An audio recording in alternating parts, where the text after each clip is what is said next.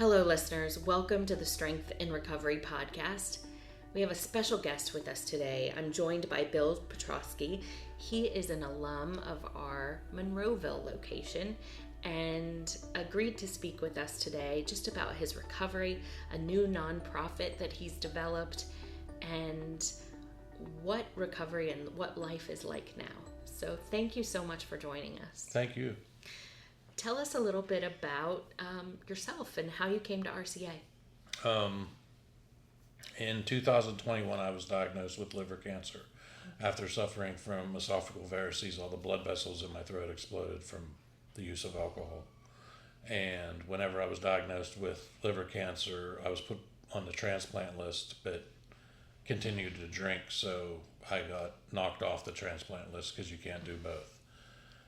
So I knew that I needed to do something about this issue if I wanted to live. And that's when I found RCA and I agreed to the outpatient program, which I took advantage of not having to be present. I took advantage of the Zoom. I was still drinking while I was on doing the groups because I was Zooming it. So the counselor here that was leading the group kind of knew what was going on. She had talked to my girlfriend in the past and had great communication with her, and she called me out and made me come in one day and told me that she felt I needed more help than outpatient, and I agreed, and I walked on in. Now, what's that conversation like? And you were telling us a little bit last night. So you're going to these groups, you were going in person, you realize there's a virtual option, and you're like, oh, that's going to work for me. Yeah, that's what addicts do. And I can still skirt the issue and drink during the day. Yeah, I can make my family be so proud of me for going to outpatient rehab, but yet. And someone decides, the counselor calls and says, what's up? Yeah. What's that moment like? She's smarter than I think. You know, it's just like, but at the same time, it's like she cares. Yeah. And are you relieved that somebody's finally? 1,000%. Yeah. Yeah. I had a good relationship with the counselor coming in. Mm-hmm. She was very good at what she does, but yet very stern. And she's only about 4'7", but she's a firecracker. Mm-hmm. And to this day, I don't come here without popping my head in her office and saying hi or getting a hug. And it made a difference. And this month, you're celebrating 1 year? No, last month. Last month. Yeah, August 24th, I celebrated 1 year. That's amazing. Yes, amazing. It was. I mean, there's no other way I could put it, because I've celebrated a year before that really wasn't all that. There was cheating involved, and I still pretended like I wasn't drinking, and just took advantage of everything. And like, I was like, hey, look, I celebrated 1 year, and I really didn't, but I told everybody I had 1 year, and I went out and bought a Harley. Like, I deserved something. I didn't deserve nothing. I lied my way through a year because I was still hiding it. But this time was different. Talk a little bit about that. What I learned here, just walking in the door, and the compassion you get from others, the way that employees here can recognize with what you're going through and be so compassionate about it and not make you feel out of place, where society puts you in a perspective of being labeled. We're normal people. We just had a problem. Now, how long did it take for you to realize that drinking was a problem? Was it the cancer diagnosis? Was it? It was COVID in general. I mean, I had health issues during COVID, but I also got separated early March of 2020, and then August 16th, my mother passed away while she was basically getting ready to make breakfast for everyone. We had a birthday party for my son the day before. She said breakfast tomorrow morning. We were all up at our camp, and I said me and George are going to go fishing because we grew up fishing. And George is my son, and me and him were out on the boat, and it was just before 9 o'clock, and my phone was ringing, and I looked over at my phone, and it said Mom. And I said, there's Grandma getting ready to yell at us because we're not back for breakfast. And I started laughing, and when I answered the phone, it was my neighbor, and she said, you got to get here as quick as you can. Your mom's face down on the floor. And when we got there, she was gone. Sausage was in the sink thawing out. I'm so sorry. Thanks. Yeah. She had a massive heart attack. And your background is? CPR and first aid. And you know. And I wasn't there. Ugh. I live with that every day. I'm so sorry. And so then you're dealing with those emotions, your mom's death. And I don't even think I grieved my mother much because I went right to alcohol. And my dad, when I did get separated, I moved in with my parents, but I was working from home because of COVID. Basically putting fires out at work, we called it. If they needed me, I had to go in. I worked at wastewater treatment plant for 23 years, and my job was pre-treatment. I was down in manholes all day, and we went down to skeleton crews, and I was on the phone and answering emails as much as I could just to try to keep everything flowing, literally. So living with my parents, but they weren't there, and then because all summer they would be up at camp, and I brought my dad home that day, and I finally started to realize he's never wrote a check, he's never paid a bill, he has no idea what kind of debt they have, and I was there, and I got I don't want to say wrapped up into it, but like I started trying to figure everything out. We're going to the funeral home, we're making arrangements, calling family, everything we had to do the to work get, that's around that can be enormous. Yeah. And then in the drop of a hat, it all goes away. The family leaves, the visitors leave. Mm-hmm. The day she was buried, we had a big thing in the backyard for a wake. My dad stressed no alcohol. I had it hidden everywhere in the house. And as people trickled out, that was it. It was me and him. Yeah. And I just went every day, but it was like I took advantage of his vulnerability at the time because him and my mom just celebrated 50 years in April. They couldn't have we wanted to have a big anniversary party. It didn't happen because of COVID. And he lost his best friend. I mean, they did everything together. If she went and got her hair done, he waited in a car so they could go to a store afterwards if she wanted to, or to dinner. They were always together. They were inseparable for 50 years. And he's there, I didn't want to go to work because I didn't want him to be alone. And so knowing that he was just not in the right state, it made it easier. I showered at work because I told you I was down in manholes all day. I'm not going to get in my truck or come home. So I always had a backpack. And before I would get home, I would dump a 15-pack in the backpack and just walk upstairs. And then throughout the night go up, I would always buy the little airplanes and had them in my backpack. And I just pretended like he ain't going to know what's going on because his mind is occupied. And your mind at that point, are you thinking I have a problem and I'm hiding it, or I'm okay because I'm still going to work? I don't think whenever you have a problem like that, you ever think you have a problem. you could have came right up to me and said you have a problem, and I would have been like, no, I'm going to work tomorrow. I'm a functioning guy. I was a functioning alcoholic. It got to the point where if I bought a 15-pack on the way home and a couple airplanes, I would make sure there was a couple left so that I could have a beer to brush my teeth with and a couple drinks on my way to work.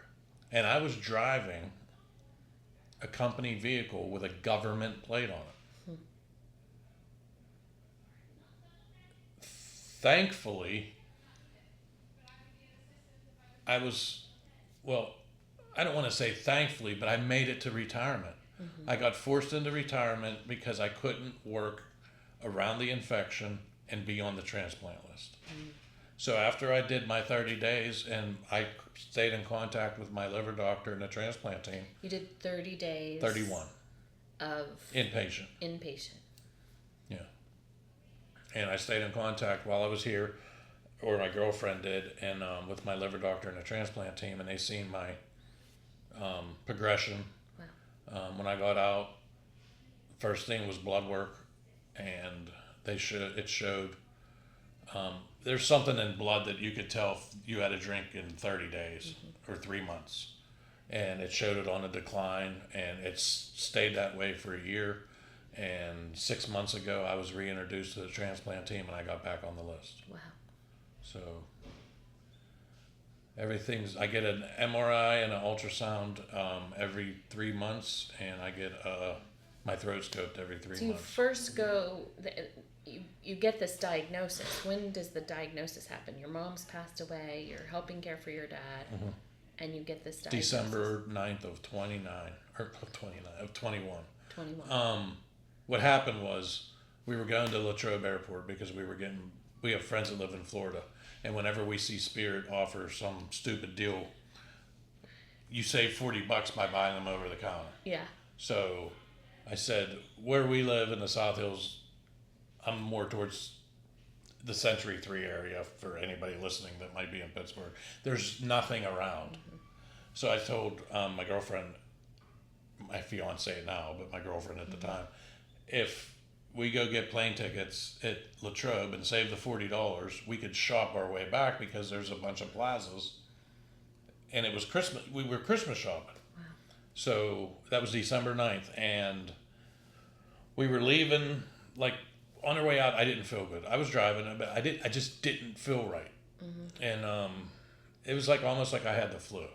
And then right away everybody's like, you got COVID. I'm like, no, it's nothing like that. So we went to a couple of stores. I don't even remember being there. And I wasn't drinking. And I remember we went to Dick's Sporting Goods, and when we were leaving, when we walked out, I asked her, I said, could we just go home? I'm done. I don't feel good. And she said, fine, whatever. And I said, will you drive my truck home? I was like, I just can't.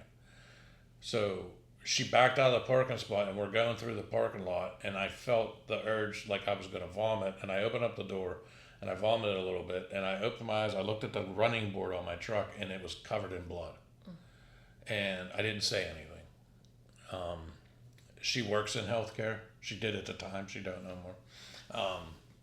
So I knew if I was going to say anything to her, she's going to go insane. So we went home, and I laid down, and periodically throughout the day, it would repeat itself. And I remember at night, it was later on that evening, maybe around 9 or 10 o'clock, it just felt like my mouth was filling up with fluid, and I had to get rid of it. Like my cheeks were filling up, I looked like a chipmunk, and I didn't get it. It's like not like you're dry heaving, where you're going to vomit. It's just like I had to get rid of what was in my mouth. So I ran to the bathroom, and it was just all blood. And she walked in behind me, and she said, you are going to the hospital now. So I went to the hospital. They rushed me into emergency surgery. I was literally signing the anesthesia paperwork while I was being wheeled into the operating room. And I was in emergency surgery for 7 hours. And when I was done, the doctor walked out, and she said he told her if she would have waited 10 more minutes, I was done. I was gone.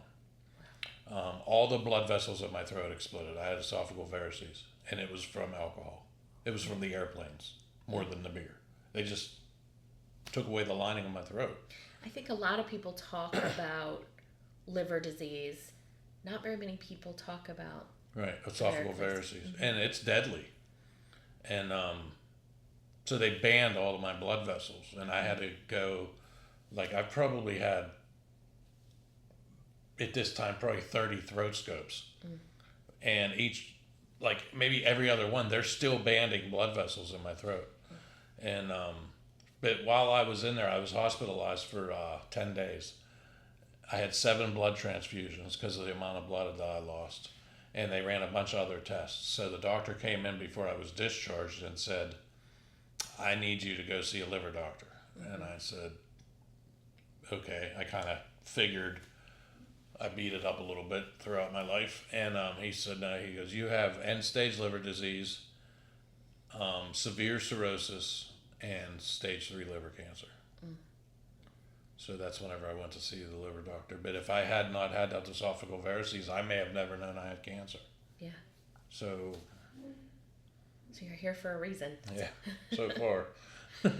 And we get this diagnosis, and you're thinking at that point, well, I just have to stop drinking, or? I walked out of there saying, that's it. I can't do this anymore. And then my fiance had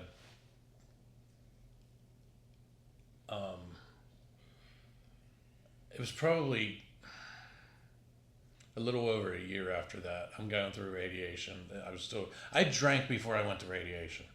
And I had to lay in a body cast. They did evasive radiation. They wrapped me with like saran wrap, put a shop vac on it, and sucked all the air out of it. Like, I couldn't wiggle my toes. The body cast was molded to be. I had to go there one day and get fitted. And they made a body cast, and they would throw it up on the table when I got there. I laid in it, and they put me through the tube, and they measured your breathing in a practice run. And they measured what you exhale. And you had to hit that number during your treatment. So they would tell you, are you ready? And you're like, yeah. And they would be like, breathe. And you exhaled until you had to hit this. If you didn't hit that number, they had to redo it. And you did this for an hour. And I did it for 4 weeks the first time and 4 weeks the second time. And I drank one time going into radiation. And so that was one of the cheats that I had, I guess, during my quote unquote year of sobriety. So you're on this transplant list, and the doctor says, we have to remove you. That's got to be a tough moment. And I almost got removed the second time, not my fault. But if you want to throw every possibility of a relapse at me, just keep them coming. Because whenever I was forced into disability retirement because of the infection risk, after I signed my retirement papers, I went to my office and I was boxing stuff up. And I was like, oh, you know what? I got shower towels probably hanging in my locker. So I went to my locker and I opened it up and I'm getting stuff out of my locker and putting it in a garbage bag or whatever. And my phone rings and it says AHN, Allegheny Health Network. So I'm like, okay. It was the transplant coordinator that I talk to often. And she said, Bill, what's going on? And I go, nothing. Why? And she said, because your transplant's coming up denied due to insurance. And I said, what are you talking about? She said, I have no idea. I said, hold on a minute. So I called, I called HR and I said, you know, I just got this phone call from AHN and they're denying my transplant. And they were like, yeah, whenever you take disability retirement, you lose your health insurance. And I'm like, no one mentioned that. I've talked to people that work there recently that don't know that's a thing. And they've been there 20 plus years. I said, I had no idea. No preparation for that whatsoever. So I finished doing what I was doing. I rushed home. And now I'm like, I have to find health insurance. So I started calling around, and you could not call an insurance broker and get insurance and have some past health condition covered. So there's a site called Penny, and I went on Penny and I ended up getting covered, but I pay out of pocket, and I never paid a dime for my health insurance. Wow. but I got covered by Penny, and I called and everything's good. But it was just like, what other curveball can you throw at me? Yeah. So you come in, you're here for outpatient, you're kind of phoning it in, so to speak. They call you on it. Phoning the phony. And you don't even go home? No. They just say you need to go upstairs. I said, when I walked in, somebody instantly said, take his keys. And I'm like, what? Nobody's touching my keys. And so like 2 people got up and moved, and I sat down. And the counselor said, do you think what we're offering here in outpatient is enough? And I said, if you're asking me that question, I'm assuming you already know the answer. And she said, I just want to hear it from you. And I said, maybe I do need more help. And she says, well, what steps do you want to take? And there was other people that in the group that stayed in the room, and they were like, it takes a lot to walk in by yourself, and it would mean a lot. And they were like, you got this, you could do it. And I said to her, could you do me one favor? And she said, what's that? I said, could I go out to my truck and make a couple phone calls? Because I want to let people know what's going on. And she said, absolutely. And I walked out to my truck, and I never took my phone out of my pocket. I finished all the Fireball I had in my truck, and then I walked into inpatient. Wow.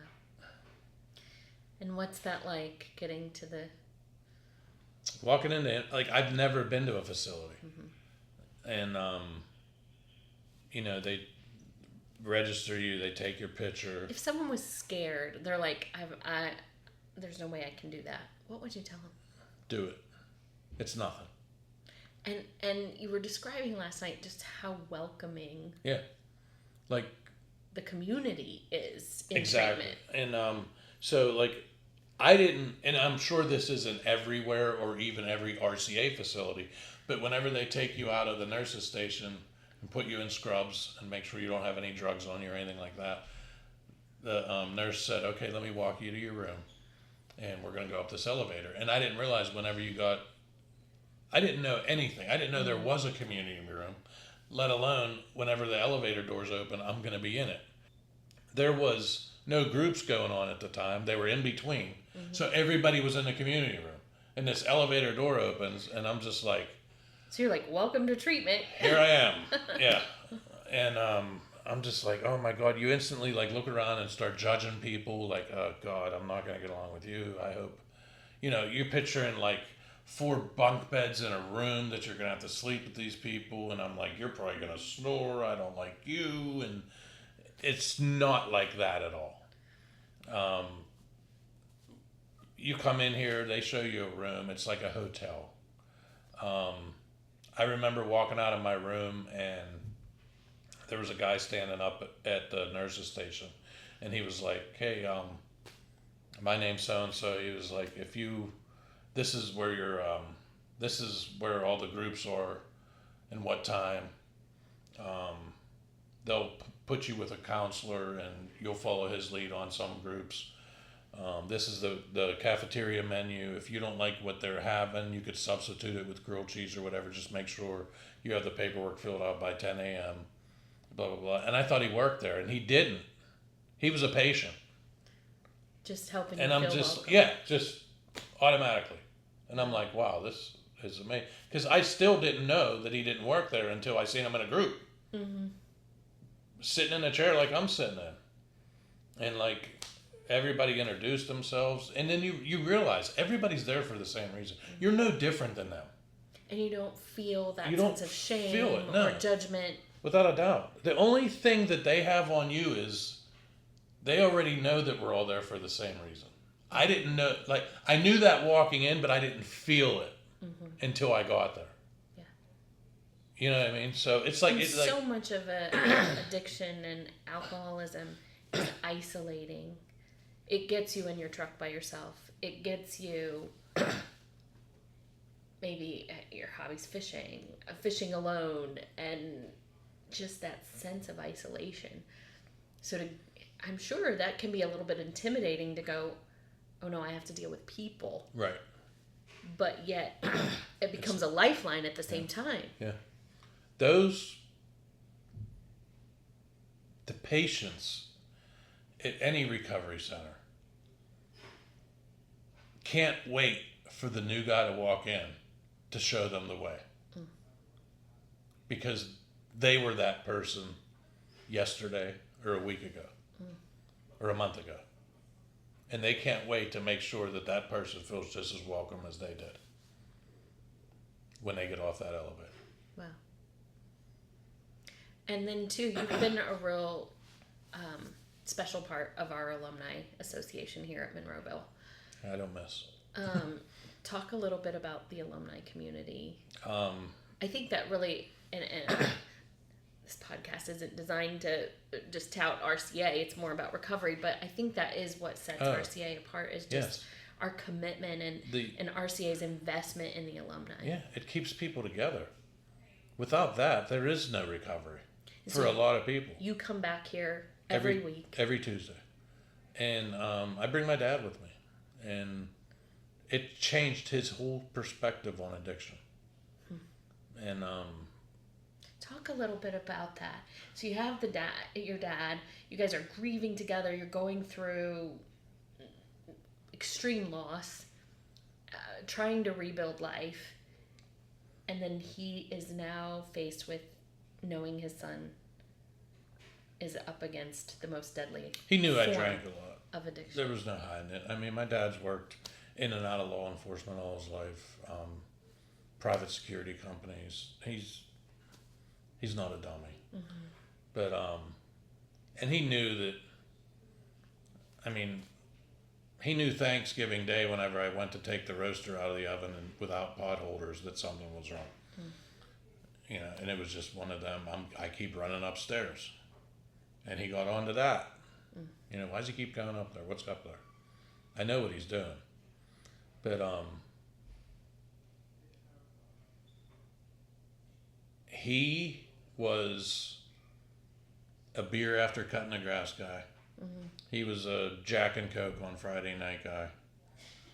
That's just, there's no addiction in my family. I don't recall anyone that had an addiction problem. My dad's dad owned a bar, but he also had a full-time job. My dad's mom was a nurse, but she bartended at the bar when need be.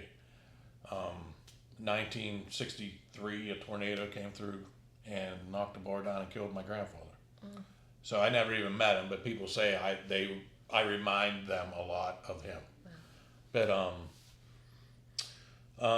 so there's no addiction issues. And I have a problem that I'm faced with fixing.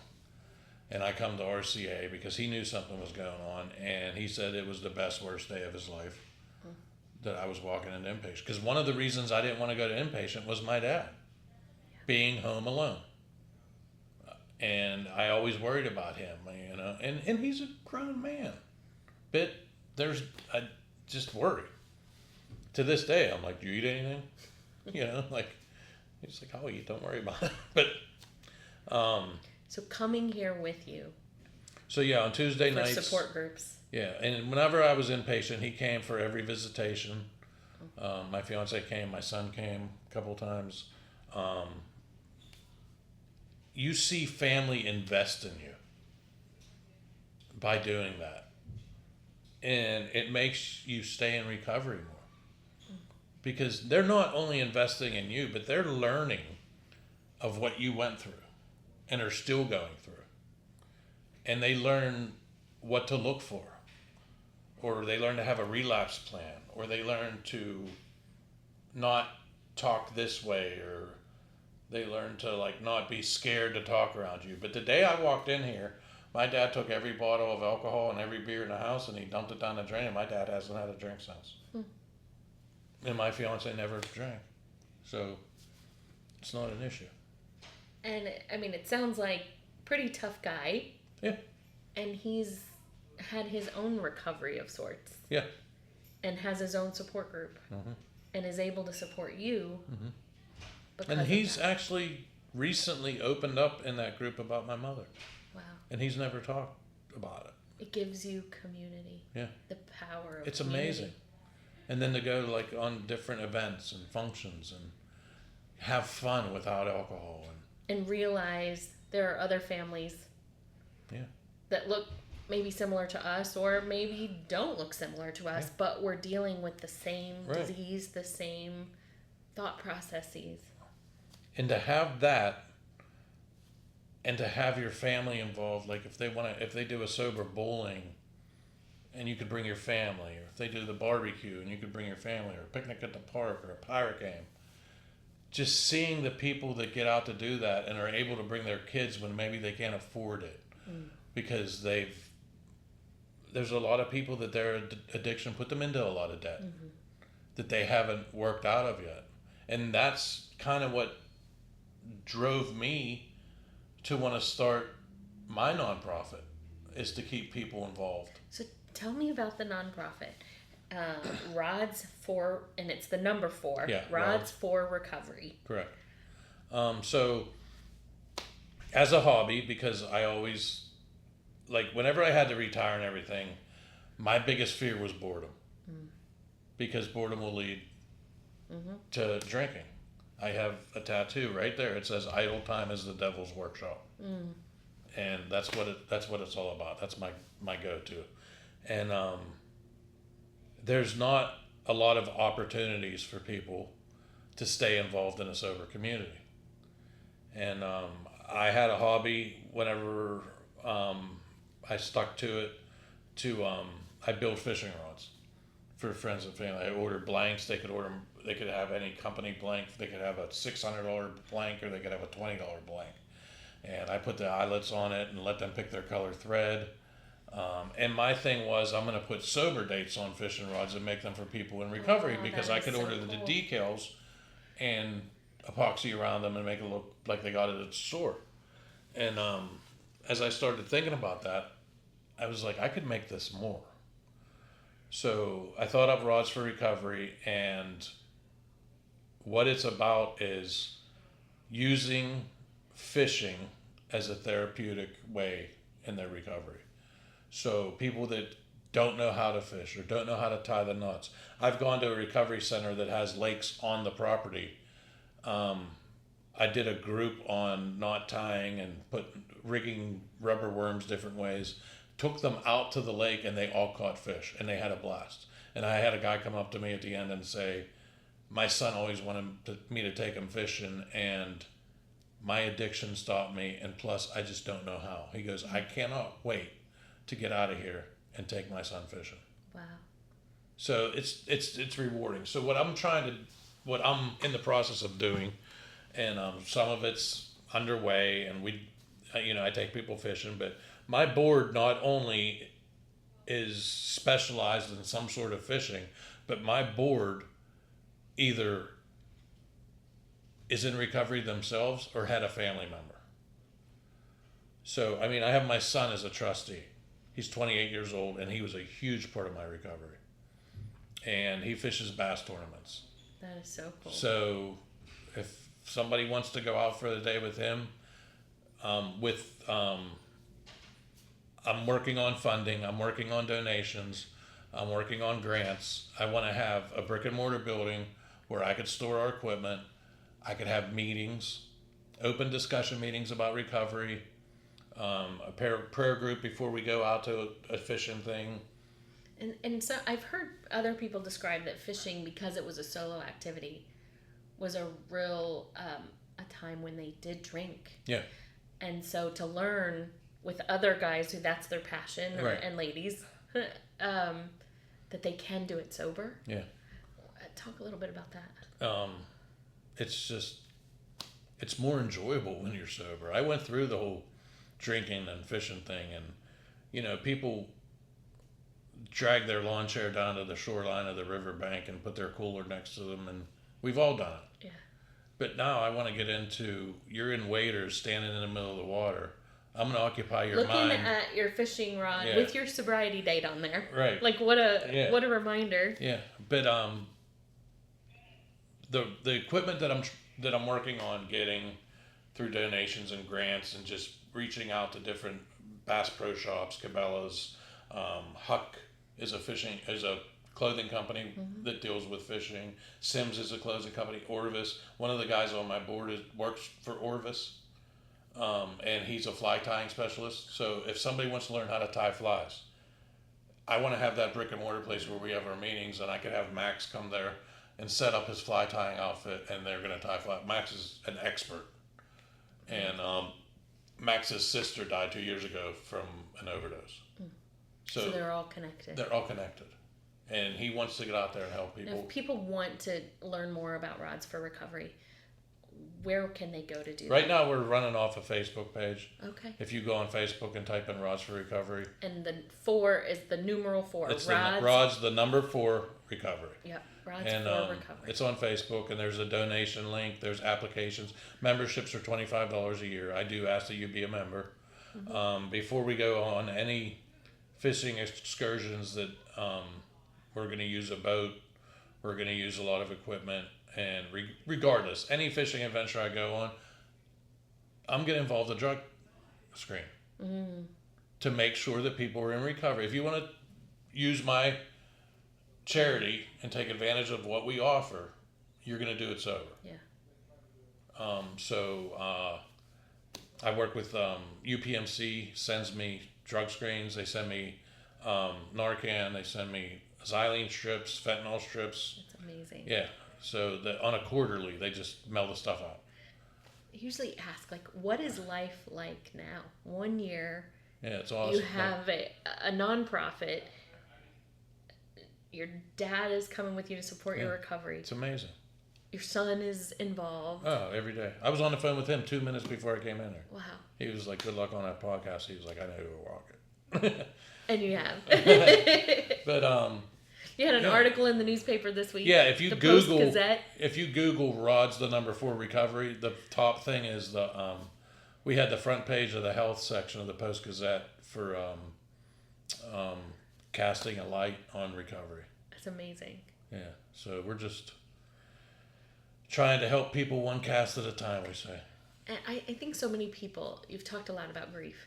So many people feel, and in the beginning, there is a grief process that comes with losing your substance. Yes. And that's been kind of your coping mechanism. That's, in some cases, your best friend. I learned here something I never knew, and that is you could basically grieve anything. I was told by the grief counselor that was here, I could grieve the loss of my liver when I get a new one. Mm-hmm. It just happens. And so, what's it like to come through that? It's a year later. Yeah, the feelings, and be on the other side. The feelings, the emotions. It's like you go through all these feelings that you used to drown. You know, if you had a bad emotion or a bad feeling or you had anxiety, you would drown it and just not think about it. And now you have to face it and you deal with it. And that's what gave me the drive to do this, is I could get through this. I did this. If I did that, I can do this. If I do this, I could do that. And like I said, it started off with I'll just make a fishing rod for somebody and tell them go fish and be happy. Now I want to take you. Yeah. You know, you want to go trout fishing, stand at waders, use a fly rod, use a spinning rod. You want to go on the boat, as long as my son's not in a tournament. And I hope, and I've said this from day one, within due time, I have a boat wrapped in a Rods for Recovery wrap that I will use strictly for Rods for Recovery to take people out. I love it. Thanks. Love it. So if anybody wants to donate a boat.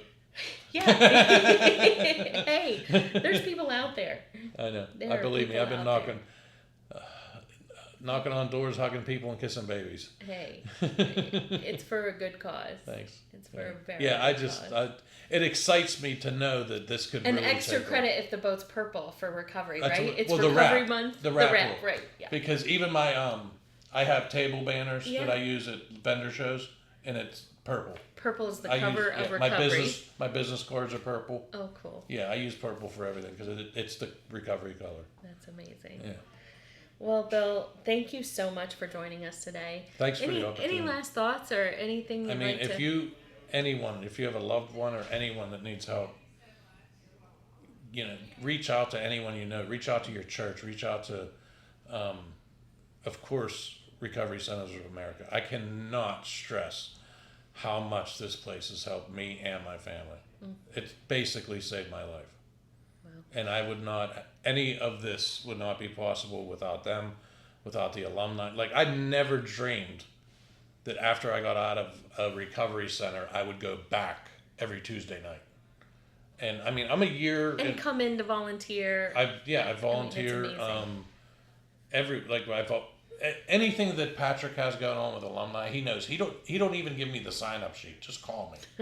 He knows I'm here. And, different shows we go to. And the people that don't go to alumni might be interested in a pirate game. So you might have been inpatient with somebody 2 years ago and hook up with them at a pirate game. Yeah. And, I got phone numbers of people that I met in here that I talk to more than my average friends. Because they are my new friends. You change everything. But the one thing you got to do, if you go to a recovery center and you spend 30 days with people, or you spend 15 days and they leave, you got to get them phone numbers. I was talking about Billy before, and me and Billy are tighter than 2 coats of paint. And we always make sure we talk to one another. And it's just like he said, if we would have known each other 10 years ago or 5 years ago during our hardest days of addiction, we would have not clicked whatsoever. But here we are. We typically end with favorite recovery quote. Do you have one? I honestly want to say idle time is the devil's workshop. Yeah, you have it tattooed. Yeah, you're allowed to say that. That's what I live by. Yeah. Keep busy. Yeah. Yeah, you got to keep connected. Busy. Yes. Yeah. And reach out. Reach out. If you might not have got that person's phone number while you were in inpatient, but you might be friends with them on Facebook. Yeah. The phone don't weigh 1,000 pounds. Everybody thinks it does in recovery, but it don't. Yeah. They might appreciate a phone call. They might be looking for that phone call.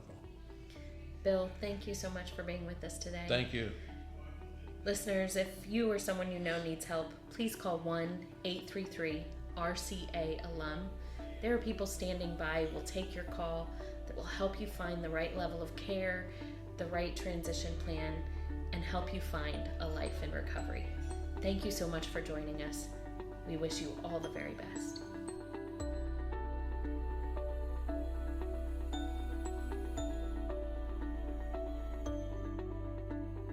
Thank you for listening to the Strength in Recovery podcast.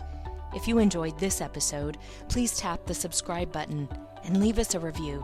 We love hearing from our listeners and hope to reach more of you out there as we continue to share these incredible stories of recovery. The RCA alumni team aims to provide a safe, supportive environment for those in the recovery community, regardless of their affiliation with RCA. We host a full calendar of virtual and in-person meetings, as well as free sober events every month. To learn more about what we do, find us at rcaalumni.com. Remember, if you or a loved one is struggling with addiction, pick up the phone and dial 1-833-RCA-ALUM. Help is available 24/7. Listen to another episode now, or join us next time for the Strength in Recovery podcast.